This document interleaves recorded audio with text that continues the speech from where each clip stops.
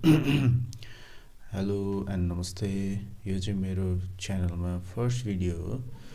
मैले चाहिँ योभन्दा अगाडि सर्ट्सहरू हालिरहेको छु अनि यो चाहिँ मेरो फर्स्ट अलिकति लङ भिडियो भनौँ न, जुन चाहिँ मैले बोलेर आफ्नो भोइसमा बनाइरहेको छु। अनि मैले यो अहिले बजाउन लागेको चाहिँ एउटा के भन्छ क्यालिफोर्निकेसन होला। म पनि कन्फ्युज छु। मैले जे होस् त्यो रिल्स हेरेर सिकेको अनि म चाहिँ एकदमै बिगिनर छु, भर्खरै सिकेको हो। सो तपाईँहरूलाई मेरो भिडियो कस्तो लाग्छ हेरेर प्रतिक्रिया दिनुहोला है त। अनि यो बिचमा मिस्टेक भयो भने चाहिँ प्लिज माइन्ड नगर्नुहोला। म फेरि अरू भिडियोहरूमा एकदम सुधार गर्ने प्रयास गर्ने नै छु। मलाई अहिले मजाले बोल्न पनि आइरहेको छैन क्यामेरामा। This is my first time. So here we go.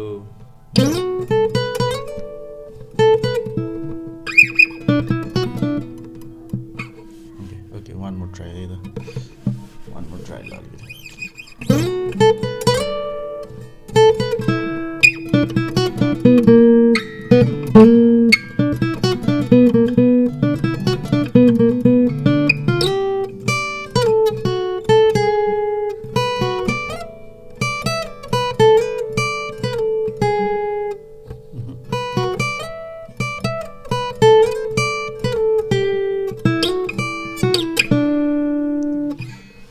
अलिकति मिस्टेक भयो। मैले कति भयो होइन, अलिकति म बिजी भएको भएर पनि म धेरैचोटि चाहिँ ट्राई गर्न चाहन्न, किनभने यो मेरो फर्स्ट भिडियो पनि हो।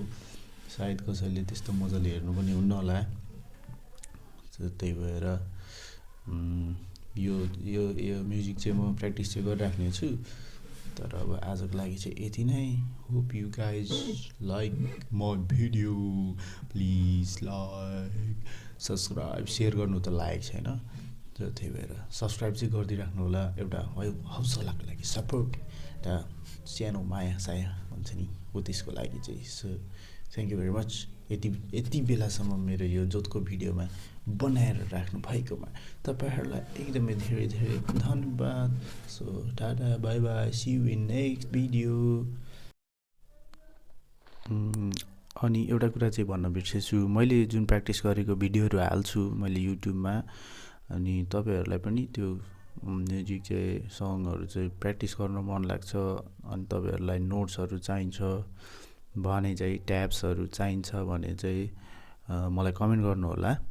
अनि म चाहिँ त्यसको एउटा के भन्छ फेरि एउटा बजाएर भिडियो बनाएर, भिडियो त बनाउनु पऱ्यो नि त, अनि बनाएर चाहिँ म त्यसमा चाहिँ ट्याबसँग ट्याक्क हालिदिन्छु, तलमाथि कता हुन्छ। सो तपाईँहरूको लागि पनि इजी होस्, तपाईँहरूले पनि सिक्नुहोस्, तपाईँहरूले पनि बजाउनुहोस्। त्यही हो, किप प्र्याक्टिस होइन, बजाइराख्नुहोस्, गिटारलाई माया गरिराख्नुहोस्। सो यो मेरो गिटार चाहिँ मैले मजदुरी गरेर किनेको थिएँ त्यो बेलामा। यो सेकेन्ड लकडाउन पछि ओपन भएपछि चाहिँ मैले एकदम होइन मेहनत गरेर चाहिँ यो गिटार किनेको थिएँ। बेल्चा हानेर भन्दा पनि फरक पर्दैन। So thank you very much. तपाईँहरू पनि सिक्नु होला, बजाउनु होला। एउटा राम्रो उयो हुन्छ यो भनेको चाहिँ, के भन्छ होइन, जो आफू एक्लै हुँदाखेरि चाहिँ एकदमै मजा लाग्छ मलाई चाहिँ गिटार सिटार बजाउन। सो त्यही भएर तपाईँहरूले पनि सिक्नु होला, एकदम काम लाग्छ कहिलेकाहीँ, रमाइलो गर्न पनि, कसैलाई इम्प्रेस गर्नलाई पनि। अब केटाहरूलाई त थाहा छँदैछ गिटार किन सिकिन्छ भनेर। फर्स्ट अफ अल केटी इम्प्रेस गर्नलाई केटीहरूलाई, अनि अर्को भनेको चाहिँ एकदम खतरा गिटारिस्ट बन्नलाई। So okay tata bye bye, सिक्दै गर्नु होला, इम्प्रेस गर्दै गर्नु होला।